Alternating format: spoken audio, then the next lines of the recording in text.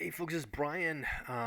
Apologize for the the cold nasal post drip stuff crud that I picked up this past week at an exercise we were trying to support over in Maryland. I blame it on Steve. He was sitting next to me and he was already sick.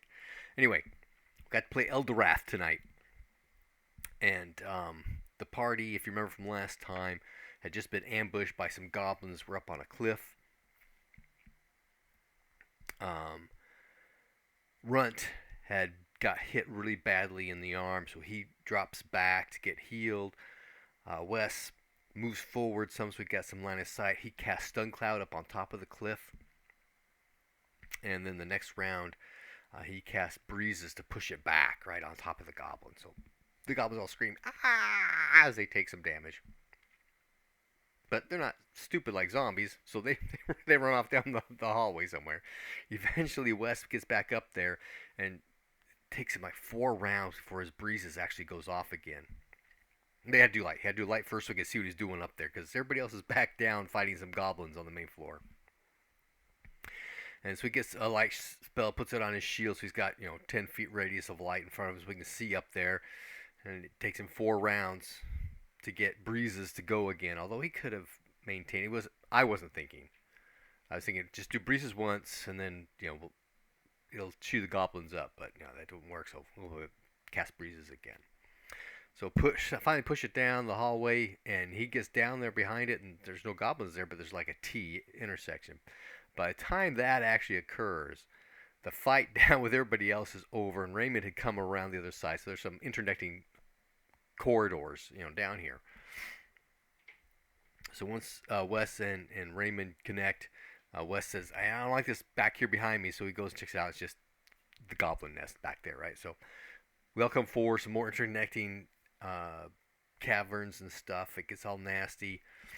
There's one spot where it actually drops down just 2 feet, and Raymond's under there. When goblins attack, they jump out, try to grab him, and drag him back. At the same time, Alexander's on this other side where two goblins come out and attack him. And there's a place in the middle where two goblins jump out and attack Runt, and where Tindo is, but they don't know about Tindo, so they come through. So mayhem everywhere, right? And so Wes went to do suggestion, flee for your lives, that kind of thing. But he fumbled his spell roll, and the GM's got spell fumble tables, and so Wes was stunned for 2 rounds. So while that's going on, they do manage to beat down a couple of the goblins. A goblin here runs off, but this, I don't know if it was a hobgoblin up, but a bigger goblinoid type creature, maybe it's a bugbear, comes forward where Alexander is and whacks Alexander good. Alexander's able to parry that with his sword, but did enough damage to damage his sword, so that really freaked him out. Wes eventually recovers. He does sleep 5 on the two goblins on Raymond.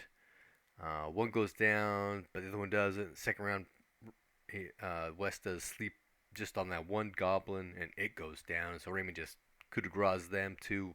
Wes turns around and because there's a fight behind him, so he knew about Raymond and his goblins, and here's fighting behind him. So get rid of these two guys, turn and start with these guys. But by the time he gets up there, the goblin's already gone. But then we hear Alexander, help, help, help.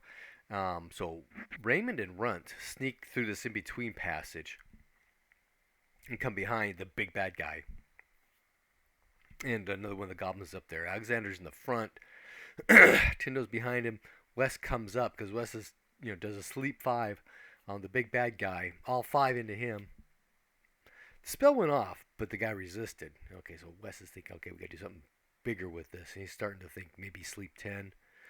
Excuse me. Or, because we need to get a power check.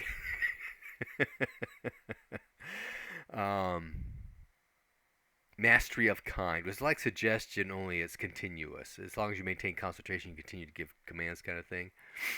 And so he gets ready to do that.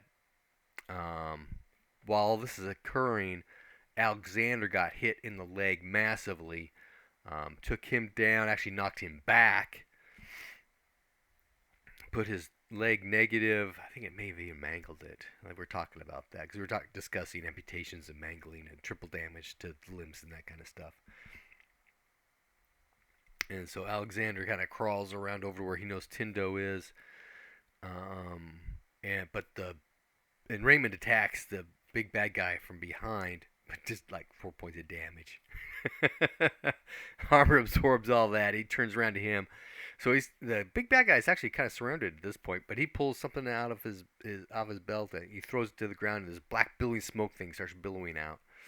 So Wes backs up, change of intent. Okay, back up, get out of this stuff. And the bad guy takes off north, ends up busting through Raymond and Runt, knocking both of them back. Runt actually takes damage, if I remember right, and disappears. And so we're all in this blackness trying to figure out what's going on. We're calling to each other what's going on. And so we're going to try and follow the big bad guy. So we're all trying to go north. And Wes is south of the billowing smoke stuff. So he steps in. He's got that light on his shield, but apparently it's not getting off anything, we can see. But he knows that there's a wall in front of him. So he, skid me forward, get to the wall. Okay, follow the wall around. And he only saw so far, but he continues to follow along. And then there's a short gap, but then there's a wall. Okay, so we continue on north. Well, before we got to that gap, we actually ran into the other two, who one was going the wrong way, and the other one just kind of, once he got somewhere, he stopped. We all get together. Alexander also came up on the other side, coming to where he had been fighting. He knows there's a big rock over here, so he's following this wall.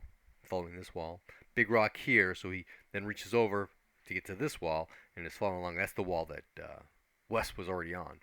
So we all managed to get through to the other side and out. We start calling back, Tindo, where are you, Tindo? And so Tindo eventually catches up. And that's where we actually ended the session. Lots of combat.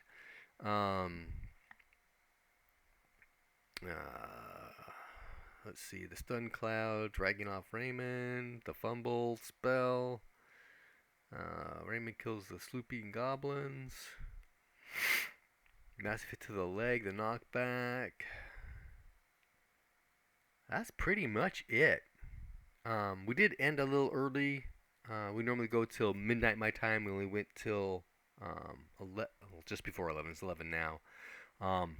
And we started a little late because one of our players, actually two of our players, were busy. So we ended up almost a half an hour late on our start time. My screen capture software was not showing up on my screen when I opened it, so I'm going to have to figure out what happened to that. So I tried to do a YouTube live, and it seemed to be capturing the audio. I haven't quite looked at it. YouTube Studio's doing his thing. So, assuming it captured the audio, the link will be in the description if you're into listening to live play kind of stuff. I actually do, but I listen to audiobooks too on my phone, right? But I listen at double speed, so I go through this stuff pretty quick. So if you got a 4-hour game, it only takes me 2 hours to listen you through, Critical Role or Matt Colville with his Dusk game. It's another one I listen to. And all of the RuneQuest starter set stuff that's been out there. Listen to that too, because I'm a RuneQuest guy. I like to listen to stuff and see how people deal with stuff. So if you're into that kind of thing, it's there if you like that stuff. And hey, try checking it out at multiple levels of speed to get through more quickly. But that's about it. Happy gaming.